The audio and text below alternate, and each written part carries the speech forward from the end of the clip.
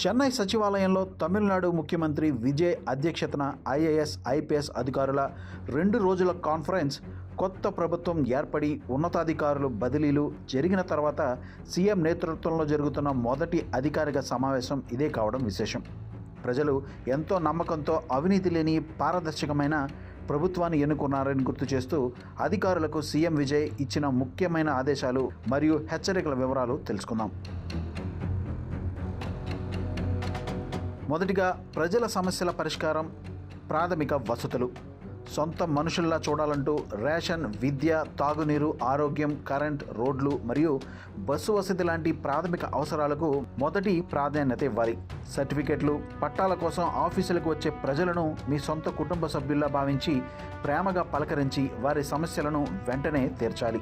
Direct visits సోమవారం మినహా మిగిలిన అన్ని రోజుల్లో ఉదయం పూట అధికారులు నేరుగా క్షేత్రస్థాయి పరిశీలనకు వెళ్ళాలి. కేవలం అప్లికేషన్లు తీసుకోవడమే కాకుండా ఆ పనులు ఎంతవరకు వచ్చాయో చూసేందుకు ప్రత్యేకంగా ఒక అధికారిని నియమించాలి. ఇక రెండవదిగా, శాంతి భద్రతల పరిరక్షణ, నేరాల నియంత్రణ. శాంతి భద్రతల విషయంలో అధికారులు చట్ట ప్రకారం స్వతంత్రంగా నిర్ణయాలు తీసుకోవచ్చు. ఇందులో ఎలాంటి రాజకీయ జోక్యాలు లేదా వ్యక్తిగత ఒత్తిళ్లు ఉండవు. తప్పు చేస్తే ఎంతటి వారైనా సరే, తప్పు చేసిన వాడు ఎంతటి బ్యాక్గ్రౌండ్ ఉన్నవాడైనా సరే అస్సలు వదలకుండా చట్ట ప్రకారం కఠినంగా శిక్షించాలి. అదే సమయంలో ఏ ఒక్క అమాయకుడికి కూడా అన్యాయం జరగకూడదు. ఏదైనా గొడవ లేదా నేరం జరగకముందే పోలీసులు, రెవెన్యూ అధికారులు అలర్ట్ అయ్యి దాన్ని అడ్డుకోవాలి. గ్రామాల్లో జరిగే హత్యలకు భూమి తగాదాలే ముఖ్య కారణం కాబట్టి జిల్లా భూ వివాదాల పరిష్కార కమిటీ 2 వారాలకు ఒకసారి సమావేశమై సమస్యలను సెటిల్ చేయాలి.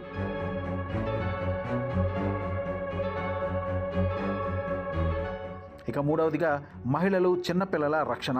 మహిళల రక్షణ విషయంలో 100% గ్యారంటీ ఉండాలి. ఇందులో ఎలాంటి రాజీ పడకూడదు.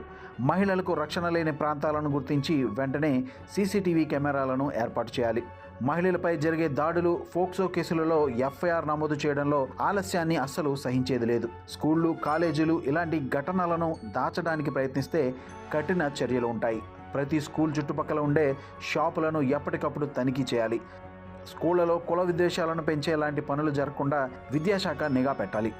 ఇక నాలుగవదిగా, డ్రగ్స్ నిర్మూలన, అక్రమ రవాణాకు చెక్. డ్రగ్స్ మరియు గంజాయి వ్యాపారం చేసే వారిని వెంటనే అరెస్టు చేసి కఠిన శిక్షలు పడేలా చూడాలి.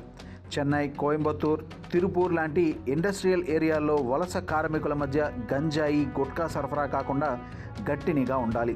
సరిహద్దు జిల్లాలైన తిరువళ్ళూర్, కన్యాకుమారి, తేని, కోయంబత్తూర్, కృష్ణగిరి, ధర్మపురి ద్వారా రాష్ట్రంలోకి డ్రగ్స్ మరియు అనుమతి లేని ఖనిజాల అక్రమ రవాణా జరగకుండా బార్డర్ల వద్ద గట్టి సెక్యూరిటీ పెట్టాలి. కొండ ప్రాంతాల్లో దొంగతనంగా కల్తీ మద్యం తయారు చేసే స్థావరాలను కనిపెట్టి వాటిని పూర్తిగా ధ్వంసం చేయాలి. ఇక ఐదవదిగా, విపత్తు నిర్వహణ, రోడ్డు ప్రమాదాల నివారణ. వరదలు, తుఫాన్ల ముందస్తు ప్లాన్. తుఫాన్లు వచ్చే కోస్తా జిల్లాలు, వరదలు వచ్చే డెల్టా జిల్లాలు మరియు కొండ ప్రాంతాలైన నీలగిరి లాంటి చోట్ల విపత్తులను తట్టుకునేలా ముందే అన్ని ఏర్పాట్లు చేసుకోవాలి.